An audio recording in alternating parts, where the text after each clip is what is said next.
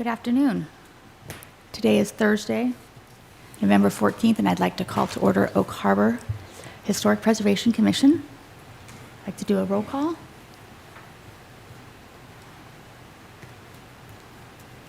Gideon Kaufman, Present.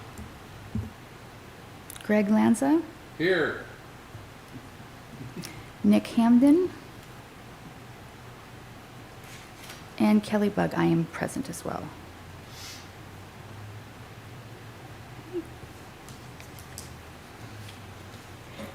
The next order of business is the approval of minutes. Has everybody had a chance to?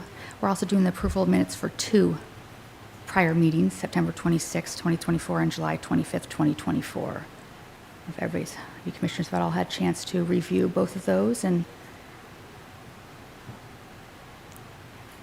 let's call for a I move we approve the minutes. I'll second. All in favor? Aye. Aye. Okay. And public comments. Now we have one to display, I thought. Oh, no, here. Yep. Mhm. Did you want to talk about the park? Or did you want to talk about? I've got a couple things. Okay. Yeah, I signed up on the sheet. Yep, you did. Hey, good evening. My name is Kyle Renninger, Coopville, Washington. Nice to see you all again. Hey, I've got a couple things for the commission. I know this is more conversational in style, right? So this isn't going to be quite as formal. The first two things,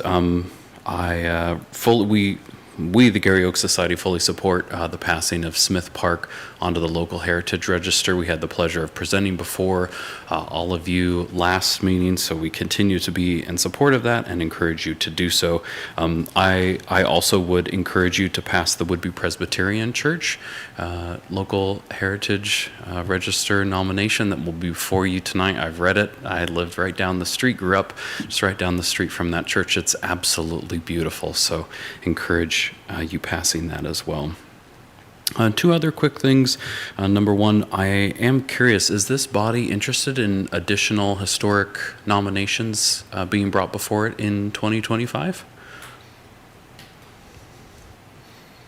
Yes, absolutely.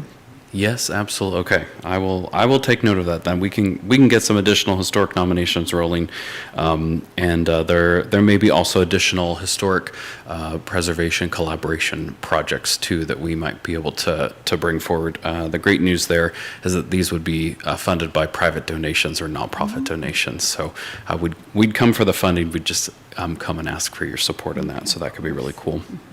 The final thing, and this is an ask of you to see your interest level. So for those of you that don't know, Snow Isle Libraries down at the Oak Harbor branch has a large filing cabinet filled with microfilm.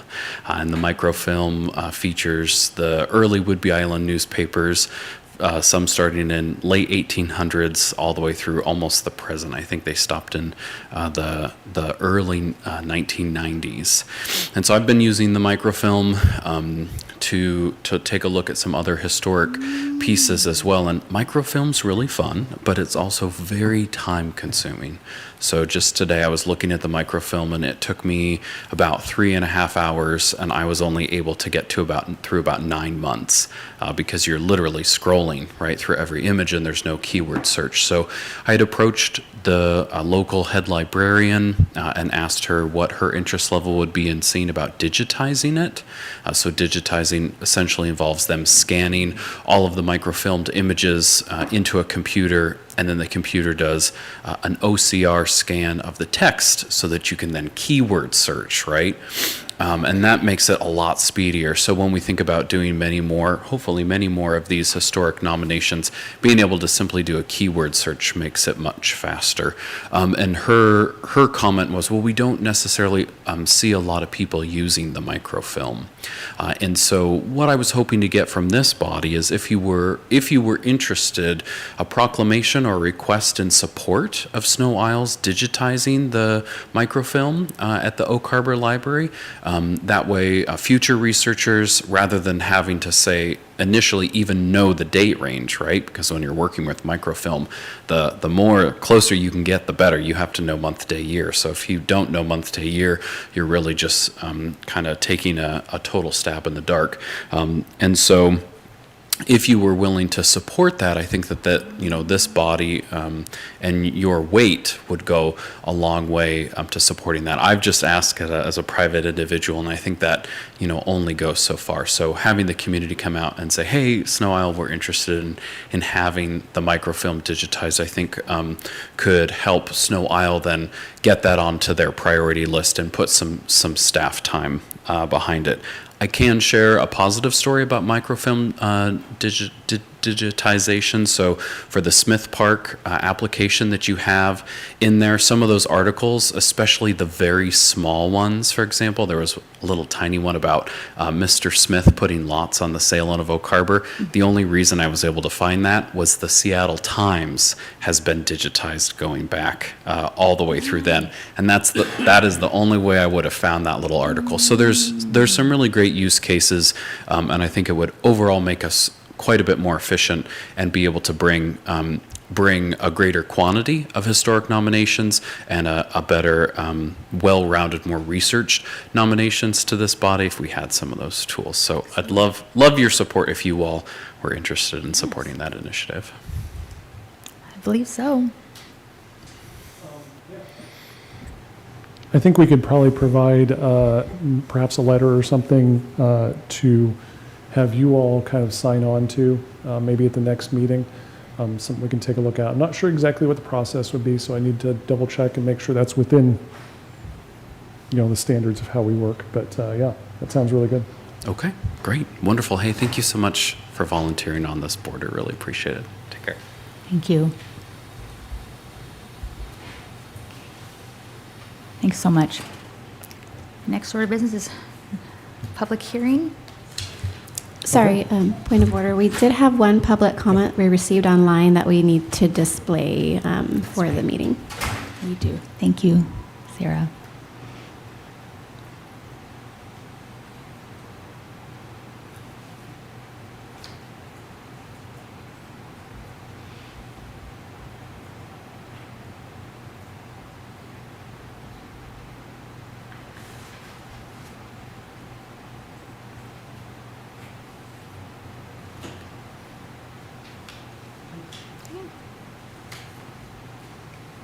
Okay, we got a chance to read that.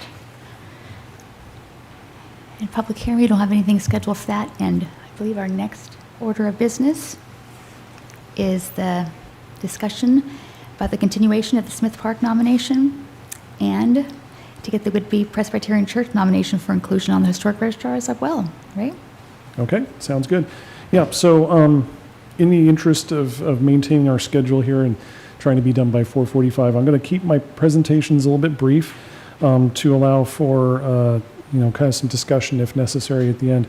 So item 5A is the continuation of the Smith Park nomination for inclusion on the Historic Registry.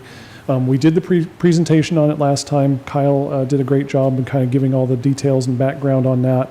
I hope that you all had a chance to either attend or watch the version on YouTube, and would ask that if you have any questions, we can discuss those now, but otherwise to essentially turn it over to the commission to make a motion for approval on that based on our recommendation.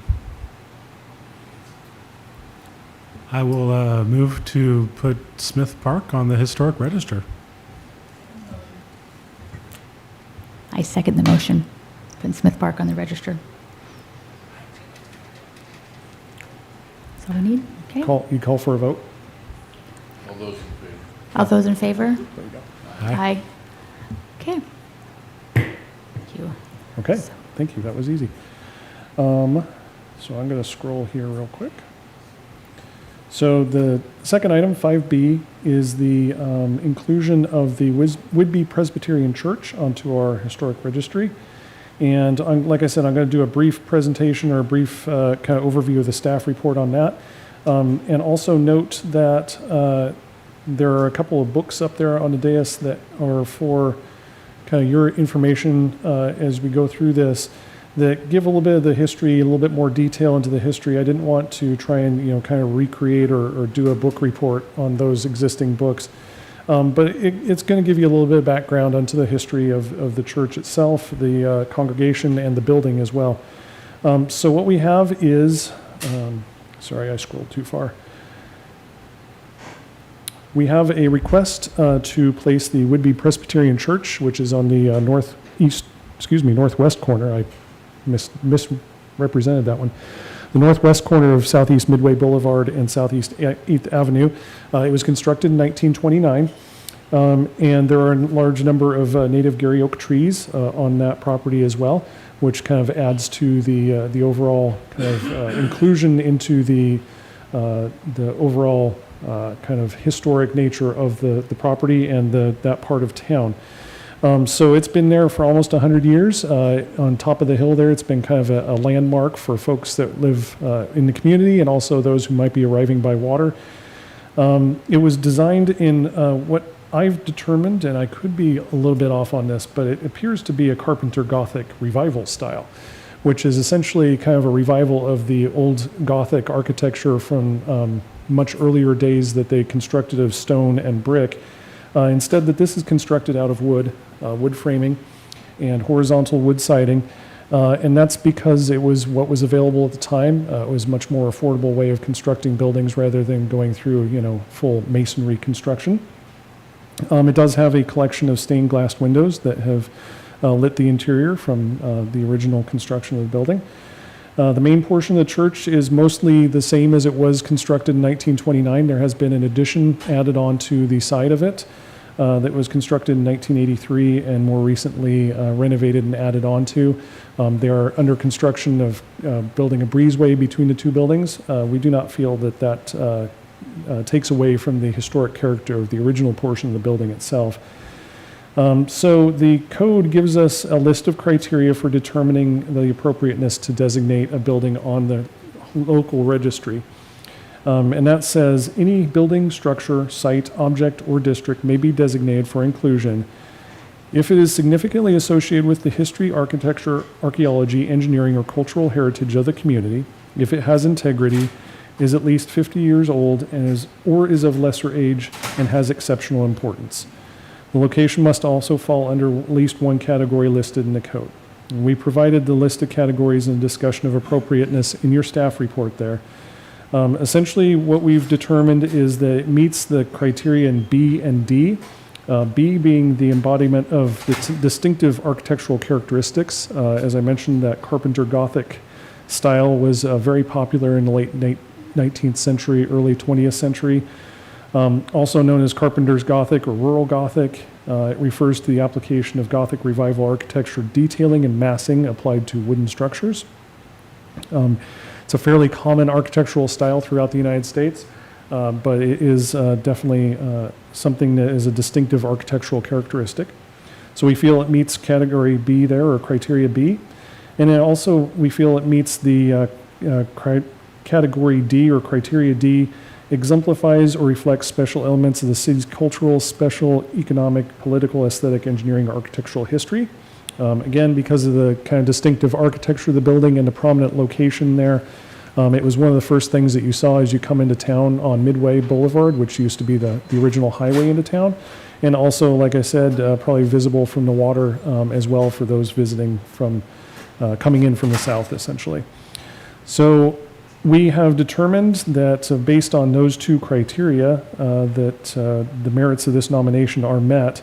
According to subsection 1 of the 1850-050 number 3, if the Commission finds that the nominated property is eligible for the City of Oak Harbor Register of Historic Places, the Commission shall list that property in the register with the owner's consent. We do have the owner's consent, and so we recommend that you do make a motion as follows in your staff report there, and to place it on the Historic Registry.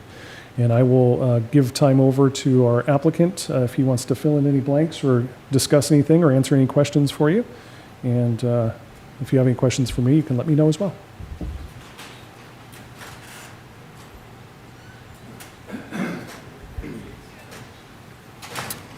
Good evening. My name is Bill Waite. I'm the Buildings and Grounds Director for Whitby Presbyterian Church. First of all, I wanted to thank Kelly and Ray for the outstanding job they've done in putting all this together. But I just wanted to kind of bring up right now, we're in this construction phase, and the oak trees you spoke of are piling up everywhere. But it's basically to close the wind tunnel that we get through between the sanctuary building and what we call Heritage Hall, which is the building built in 1983. Also, back in 1929, the criteria for exiting and that sort of thing wasn't really considered what we consider now. We have a relatively elderly congregation, several people in wheelchairs and walkers and canes and that sort of thing. The construction that we're putting in now is going to open that up and make it much safer for everybody getting in and getting out. The only other thing I think I would like to mention, the bell. The company that makes the bell in the bell tower is still in business. They're in Philadelphia. The bell itself was poured in 1889. We don't know what happened between 1889 and 1829, but it very well may have come around the Cape of Good or the Horn sometime during that period before 1929. It's a lovely old building. I've done a lot of research, particularly with the stained glass windows with over 3,000 individual pieces of glass that are in the windows. I think it would be a great building to put on the Oak Harbor Historic Register. And I want to thank you for your time tonight. Thank you.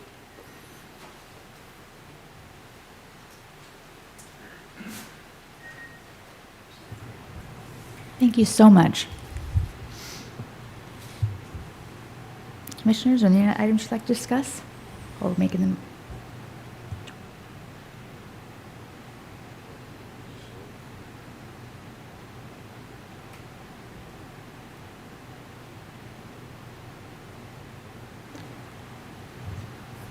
I move that we add Whitby Presbyterian Church to the Historic Registry. I'll second. All right. All those in favor? All those in favor? Aye. Aye.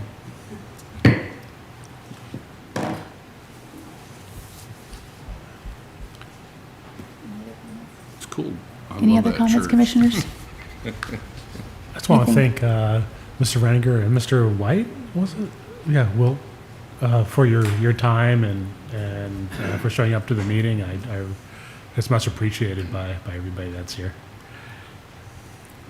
I second that. Thank you so much. Okay, our next meeting date is January 23rd, 2025, and I call this meeting adjourned.